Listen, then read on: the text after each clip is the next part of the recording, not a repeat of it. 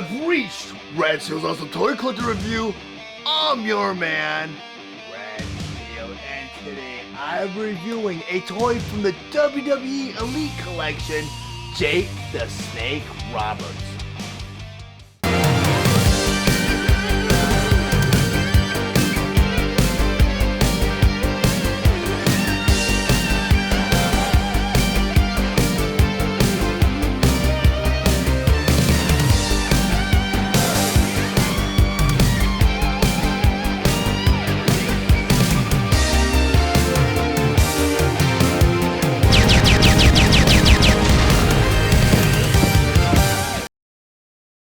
From the WWE Elite Collection, WWE Legends, Jake the Snake Roberts. But before you get into the actual review, I just want to go over some of the details on the packaging. Up front here, you have a typical display window showing you both the figure and all of its accessories inside. Over in the corner, you have the WWE Elite Collection logo. Then over here it says, True FX Lifelike Details. Then down here you have a spectacular illustration of Jake the Snake Roberts, and below that you have the WWE Legends logo. Then over here you have that same illustration on the side of the box. Then on the other side of the box you have that illustration again, along with the WWE Legends logo. Then on the back of the box you have like the fuller picture of the illustration, along with a makeshift bio of Jake the Snake Roberts where it pertains to this actual figure. Jake the Snake Roberts. November 23rd, 1991, a day that will live in infamy in the minds of the WWE Universe. After Jake the Snake Roberts laid out another victim of his feared DDT, he grabbed the microphone and began taunting a soon-to-be reinstated Randy Macho Man Savage. Savage took the bait, Jake lured him to the ring, tied him up in the ropes, and reached for the snake bag. Instead of Python, however, a King Cobra slithered onto the mat. Agitated by Jake, the Cobra sank its fang into Macho's arm, proving once again, you never trust a snake. Then down here you have the crossout for Series 13. And I also want to note that this figure had a chase figure, and a chase figure is a variation of the actual figure which was released. And with the chase figure, you get the version of Jake the Snake Roberts where he faced Sting at Halloween Havoc. I'm going to go ahead and put this off to the side because the figure I'm actually going to review today is going to be this Jake the Snake Roberts, because this is the main line Jake the Snake Roberts. WWE Elite Collection, Jake the Snake Roberts. Jake the Snake Roberts was released on January 27th, 2022 with the suggested retail price of $21.99, and he's available at all major retailers.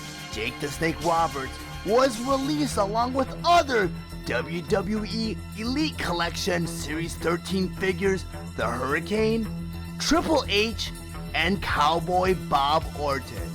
Jake Roberts has 12 points of articulation, and his accessories include his Cobra, canvas sack, and 3 swappable hands. Jake Roberts stands 6 inches tall, and he's meant for fans ages 8 and up.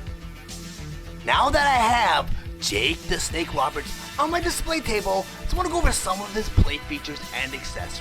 But I want to say, growing up as a child of the 80s, Jake the Snake Roberts was one of my favorite wrestlers. I mean, I had a lot of favorite wrestlers, but Jake the Snake Roberts was at the top of that list.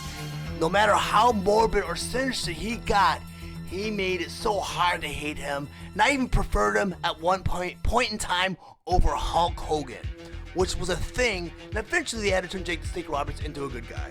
Which brings me to his first accessory. This figure is based on a time where Jake the Snake Roberts turned back into a bad guy, and he was even more evil and more sinister than he was his first run. Well, this Cobra, he brought this Cobra to the ring, and he was going to actually he actually goaded Randy Savage from the back locker room to come out to the ring. He tied Randy Savage up, brought out this Cobra, and this Cobra clamped onto Randy Savage's arm. And that was something you rarely or you never saw on TV, yet alone professional wrestling. And what was even weirder about the whole situation was, it was aired on Superstars of Wrestling, which aired following the Saturday morning cartoon lineup, which was very, very big back in the 80s. I mean, every child was watching these cartoons Saturday mornings, and this capped it off, which is totally crazy to me. But this Cobra clamped onto Randy Savage's arm. You see blood dripping down into it. I mean, there's no way that you could fake that. And I mean, there was, up back then, it was in the air whether wrestling was real or fake.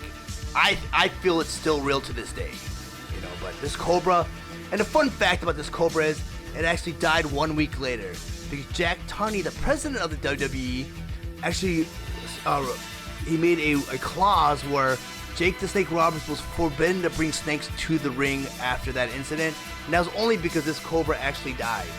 And in the storyline, he had Damien, which was his longtime snake, but in the storyline, that snake was killed off in a storyline angle. It was replaced by Lucifer, and Lucifer was an albino python, but those are very rare. And it was replaced by this Cobra, but this Cobra passed away, so Jake the Snake Roberts was not allowed to bring any more snakes to the ring after that incident, which makes sense.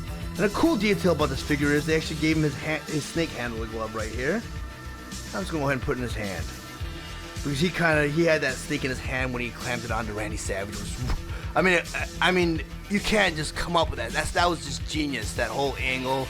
And kudos to Savage. I mean, the late great Randy Savage, for letting that python clamp onto his arm. And it was all a trust issue because, you know, if you look into the whole situation too, Randy Savage wasn't even 100% sure that Cobra was devenomized. You know, he was relying on Jake the Snake Roberts' word. And you also get his sack that he had the Cobra inside of. Put that off to the side. And of course you get 3 swappable hands. You know how Mattel is with these swappable hands. You got one with the finger pointing up, another one with the finger pointing up, and you got the closed fist. I mean, the one with the finger pointing up makes sense because before he did the DDT, he would do that whole signal where he'd put the finger in the air and wave it around like that. Now signal that he's gonna finish him off with the DDT. But if you look at this figure, it's nicely detailed. He's actually wearing the exact tights that he wore during that whole incident. Because he kind of changed things up a little bit, and like I said, this is more of a darker version of Jake the Snake Roberts. And this is where he was kind of at his peak too.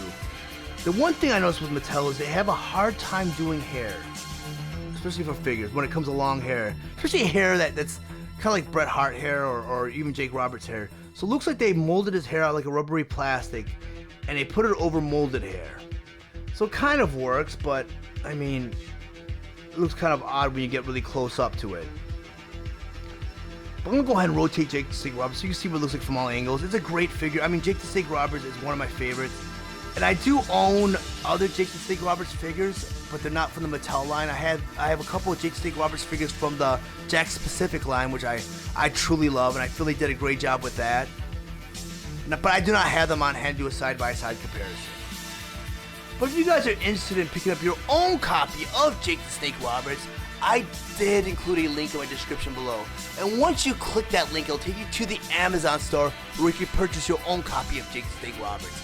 But even if you choose not to purchase Jake the Snake Roberts, by clicking that link and making any purchase would greatly help the channel out so that I can grow and produce more content for the future. If you found any of the information valuable in this review, please like and share this video. Also, if you really enjoy my content, please subscribe to my channel. I want to thank you guys for watching Rad Seal's Awesome Toy Collector Review. I'll check you guys out next time.